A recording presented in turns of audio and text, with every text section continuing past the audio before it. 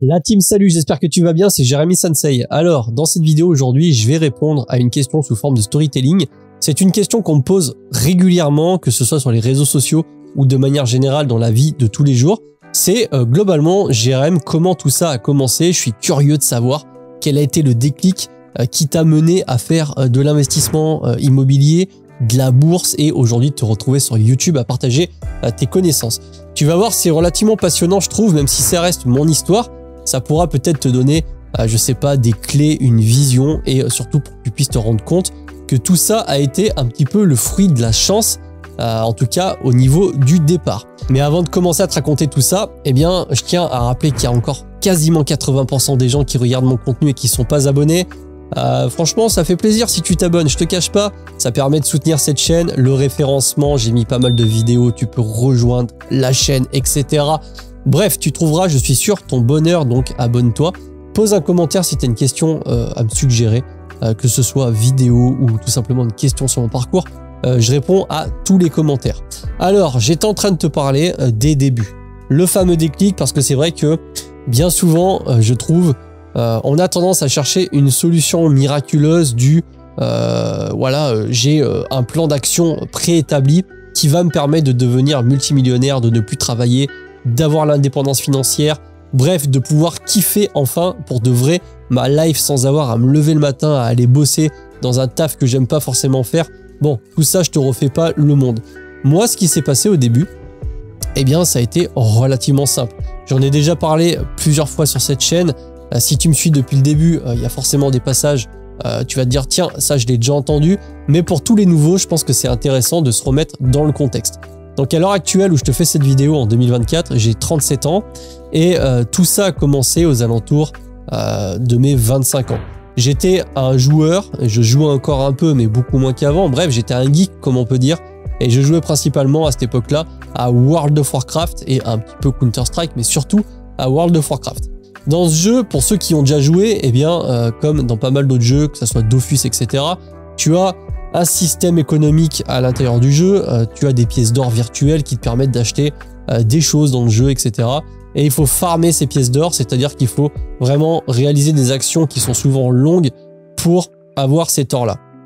Ce qui se passe, c'est que quand tu es un geek et que tu joues 12 heures par jour, tu arrives à avoir normalement un petit peu d'or.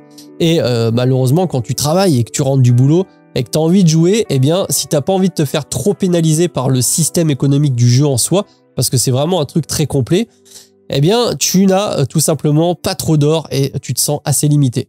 Et il y a une solution relativement simple à ça, c'est que tu peux tout simplement décider d'acheter de l'or en euros. Voilà, tu mets ta carte bleue et tu reçois des pièces d'or dans le jeu. Ça paraît assez fou comme ça, de se dire, mais pourquoi dépenser de l'argent, du vrai argent, pour acheter de l'argent virtuel qui finalement ne sert à rien?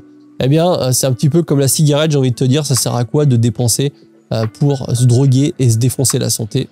Voilà, c'est simplement qu'il y en a qui sont addicts, il y a d'autres, ce sont des joueurs passionnés, ils veulent kiffer le jeu et ça ne les dérange pas de mettre 30-40 balles pour augmenter l'expérience utilisateur, l'expérience joueur.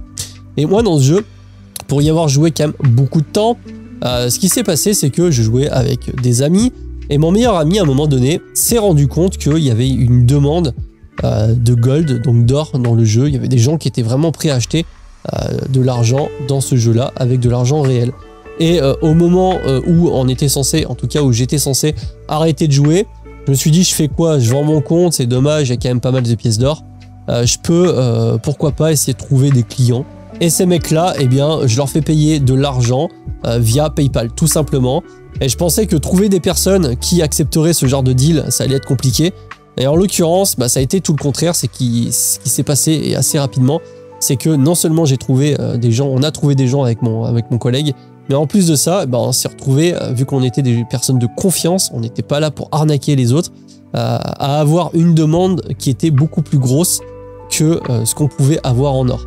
Et on a commencé à mettre en place un petit business autour de ça. Bon, je suis désolé pour les joueurs, les fameux bots sur les jeux vidéo, mais on avait programmé des bots qui allaient farmer des plantes, des minerais pour nous dans le jeu qui nous permettait d'avoir de l'or. Et on avait trouvé un système qui engendrait beaucoup d'or tous les jours. Pour vous donner un ordre d'idée, pour les joueurs de World of Warcraft, c'est à peu près 100 000 gold par jour aux alentours des années 2013-2014. Ça a super bien marché pendant pas mal de temps. Et un jour, ce qui s'est passé, c'est qu'il y a eu une mise à jour dans le jeu qui a complètement délète le système, en tout cas qui a délète notre business. Ça ne pouvait plus marcher. Et à ce moment-là, eh bien, on s'est retrouvé avec mon collègue de passer on génère 5 ou 600 euros par mois à plus rien du tout à cause d'une mise à jour. Et ça a été vraiment, je dirais, le déclencheur de base à la toute base où j'ai pris conscience que le business c'était cool déjà, que ça permettait d'avoir un petit peu d'argent tous les mois et ça fait vraiment une sacrée différence. Et je te dirais que quand on m'a supprimé cette possibilité d'avoir de l'argent tous les mois, en plus de mon salaire, eh bien, il manquait quelque chose. Et c'est à ce moment-là que doucement, j'ai commencé à faire du business en ligne sur des arnaques qui étaient un peu des Ponzi pour doucement me diriger vers la bourse et puis l'immobilier locatif. Mais vraiment, le déclencheur à la base, ça a été cette histoire de jeu avec le compte l'or virtuel qu'on a revendu en argent réel. On a pu prendre conscience de la différence que ça pouvait faire d'avoir tous les mois 300, 400, 500 euros de plus par rapport à ce qu'on gagnait et sans trop forcer entre guillemets parce qu'on avait réussi à automatiser le truc dans le jeu. Il y avait une partie commerciale, marketing où il fallait aller chercher les clients, etc. Mais au bout d'un moment, eh bien, la confiance faisait que les gens ramenaient des collègues qui avaient besoin d'or et devaient certainement leur dire « je connais un gars, il vend des gold, ça se passe très bien, il ne m'a jamais arnaqué, c'est quelqu'un de confiance » et on s'est retrouvé avec des clients qui demandaient de plus en plus d'or alors qu'on pouvait tout simplement pas assouvir la demande. Voilà exactement quel a été mon déclic de base, même si avant ça, je faisais, voilà, quand j'étais ado, je faisais, je sais pas, je nettoyais des ordinateurs, j'ai toujours été un peu un geek là-dedans, les ordinateurs, formater des ordinateurs. J'ai connu l'époque où on montait les PC au tout début, on dépannait les collègues parce qu'il y avait des soucis de driver. T'as peut-être pas connu ça parce que maintenant c'est vrai qu'avec les Windows 10, Windows 11, même à l'époque de Windows 7, tout était en automatique, mais à l'époque il n'y avait pas tout ça. Et j'ai commencé doucement à faire des petits business par-ci par-là, à gagner 20 balles, 30 balles, mais ça n'a jamais été un vrai business en soi. Là où ça a commencé à devenir un business scalable, c'était notamment avec les pièces d'or parce que suffisait de rajouter des comptes et on augmentait la rentrée de pièces d'or et donc on augmentait le chiffre d'affaires du business entre guillemets. Donc je sais que beaucoup de jeunes ou de personnes qui décident de se lancer dans le business cherchent souvent une solution miracle en mode on va te donner une solution toute faite où tu n'auras pas à forcer et tu vas engranger des dizaines de milliers d'euros par mois. Honnêtement, je suis désolé de te décevoir, mais c'est pas comme ça que ça va se passer. Tu peux tomber sur un business qui fonctionne très bien, mais ça va quand même demander une mise en place intelligente. Aujourd'hui, c'est ultra concurrentiel sur Internet, le e-commerce, les business en ligne, etc. Même s'il y a des modèles qui fonctionnent, hein, moi le premier à en profiter, hein, je veux dire le modèle de l'affiliation par rapport à YouTube, le modèle de la vente de formation, etc. Mais encore faut-il faire les choses bien.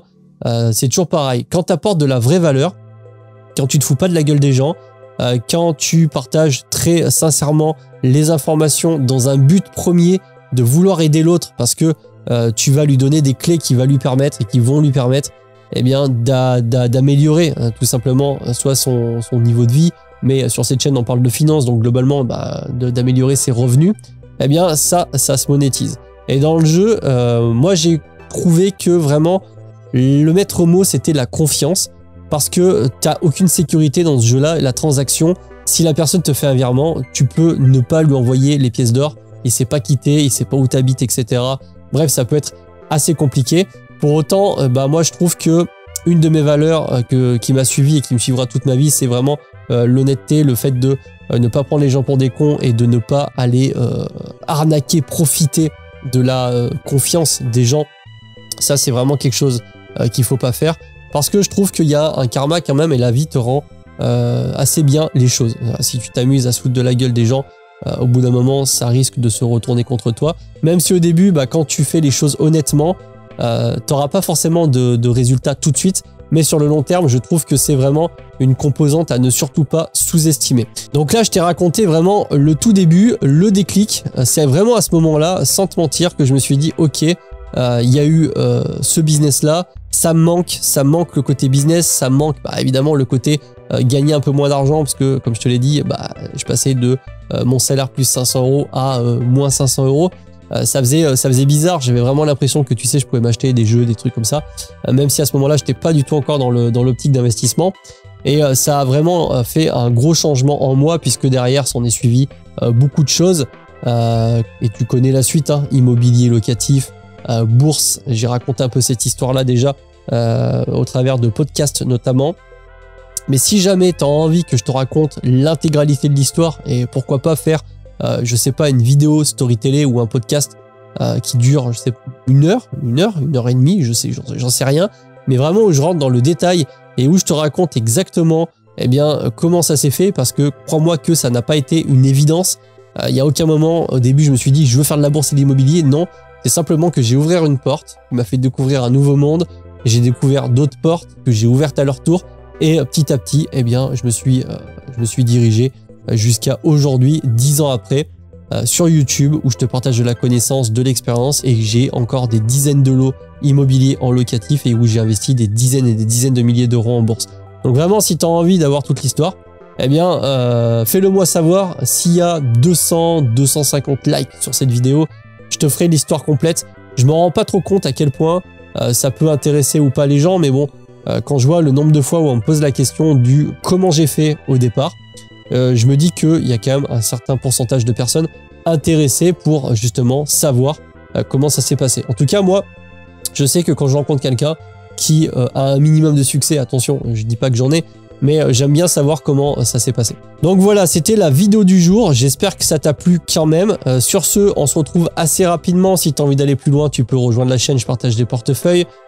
Et tu peux également ouvrir des brokers. Il y a des vidéos sur la bourse. Tu trouveras vraiment ton bonheur sur cette chaîne YouTube.